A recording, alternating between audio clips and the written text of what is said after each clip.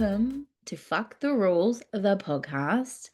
We are on rule number 5, and we are talking about why no one is coming to save you.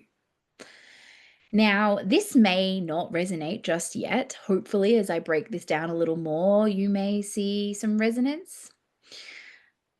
I have seen this time and time again. Now, you've got to remember, right, that I pull apart human behavior all the time, and I'm always looking at why people behave the way that they do. And a lot of my work at the core is looking at how our self-protective mechanisms can get in the way of, an incredible, thriving relationship. And this, rule that no one is, I want someone to save me, really, it's incredibly, incredibly damaging to a relationship because when we feel this way, right, we just want our partner to swoop in and protect us from our pain from the past, from our daddy issues, our, mummy issues, from, past horrible relationships, even. When we are relying on them to heal us or to be the reason that we feel safe again, we are always going to be let down. Maybe occasionally they rise and meet you and meet your expectations. But when we are reliant on it, it is impossible for them to always meet that standard because they are human. They have their own stuff going on as well. And it's just not fair or realistic. Yeah, like they're a human being. They're not perfect, which means they won't be a perfect partner at all times. And I'm a really, really big believer that our partners are not always what we want, but they are what we need. What I mean by this is that we can have an idea of what we want. Like, oh my God, it would be so amazing if he was like this, and this, and he did this, and this. But in the real world, if you actually had that, are you even capable of receiving it? Do you even feel deserving of it? Would you sabotage it? Probably, as another self-protective mechanism, if you had that and if it was potentially vastly different to something you'd experienced before or witnessed, it's possible that you would actually destroy the relationship unknowingly because it felt too boring. It felt too stable. You didn't know what to do with the way he loved you because perhaps it was so unfamiliar and you couldn't see it for what it was. I have seen this as well. So we have this idea of like, okay, if I had this, I would feel so complete or I would just be so happy. But that's not always reality. Even let's think about you're 18 years old and you are expected to know what you want to do with your life. So you decide, I'm going to go to uni and I'm going to get a degree and I'm going to become a vet. I don't know. I don't know what exactly you need to become a vet, but I'm becoming a vet. Okay. And I have this idea, oh my God, it's going to be like this and it's going to be amazing. And I'm going to be able to help all these animals and I get to cuddle all the animals and it'll be amazing. But when I get down to it, right, and you get into the nitty gritty work and all of a sudden you're actually in a veterinary clinic and you are about to put a dog to sleep, all of a sudden you go, this isn't what I thought it would be. This isn't for me. So we can have a preconceived idea of what something might feel like, look like, but when it comes down to it, it's not always that. That is not always what occurs. And so I like to believe that God or source or spirit or the universe, whatever resonates, if at all, that God will bring me what I need to grow because she has a better, a much vaster, I don't think vast is a word, idea of what is actually best for me, what will actually be the thing I need to grow, to receive more love, to not destroy a relationship. So how can I take the way that my partner maybe doesn't respond? how I would like him to? How can I take that as an opportunity for me to grow? Now, that doesn't mean that I just need to accept being treated poorly. That doesn't mean I deserve to be treated like shit. That doesn't mean I don't even just deserve, validation or to be told that I'm loved. But it does mean maybe asking for more. And there is a lot of vulnerability in that. And like we discussed in one of the previous episodes, there is immense vulnerability in asking. And it's much easier to project and just expect your partner to know or to just give you the love the way you want to be loved or to say the thing that you want him to say at the right time. It's much easier to do that and project because you don't need to worry about being vulnerable. You don't need to ask and risk being rejected. I really believe really loving somebody unconditionally is the bravest and hardest thing we could do. In an ideal world, our partner is the safest space in the world.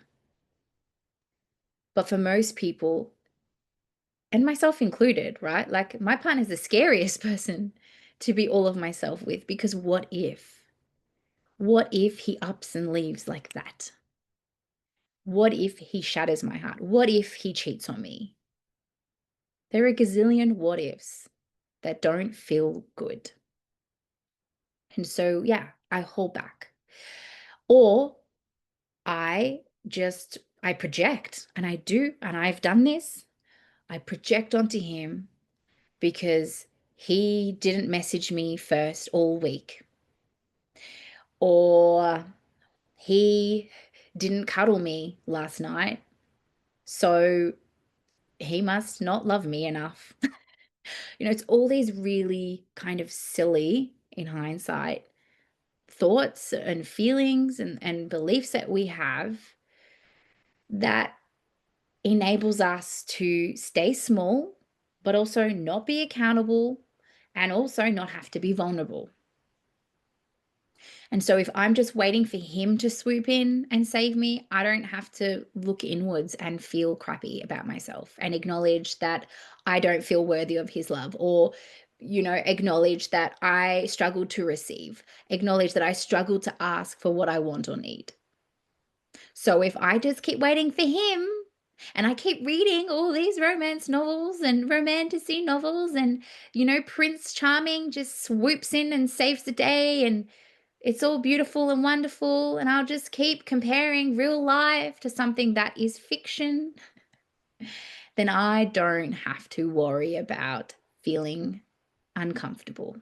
We spend so much of our lives trying to avoid discomfort, catastrophizing, trying to predict worst case scenarios is a form of self-protection because we are trying to avoid feeling or experiencing an undesirable outcome. That's all it really is at the core. We don't want to feel a certain way. And being radically accountable for where you are at in your relationship doesn't feel good sometimes. It's a very powerful place to be in because you're no longer waiting for your partner to change. You're not trying to control someone you have no control over. It is realizing that there are a lot of things you do have control over, but they rest solely on you. And some things you don't have control over, but we're not talking about them. So if you are somebody who is like, you know what, Paige? I think maybe this resonates even a little bit. I'm telling you now, I believe a lot of us have been deeply hurt by men, whether it's in this life or past lives, if you believe in that. And we carry that with us like armor.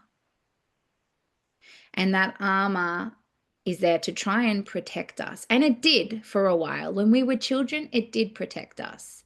But there comes a point in life when it actually starts to become detrimental.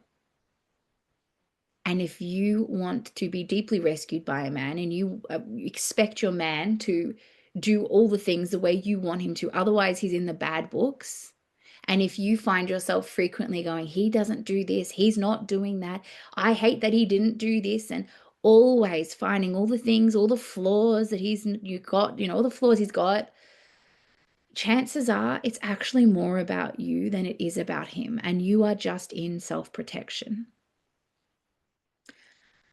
I had to get really real with myself and go, you know what? I am waiting for him to just choose me, to just, like sacrifice himself for me, basically. Not literally, but I wanted it to be this big romantic, I'm not even sure what. And you know what the thing is? There have been moments where he has just been so exceptional and or so romantic or just so incredibly loving, and I couldn't see it. I didn't even see it, let alone receive it.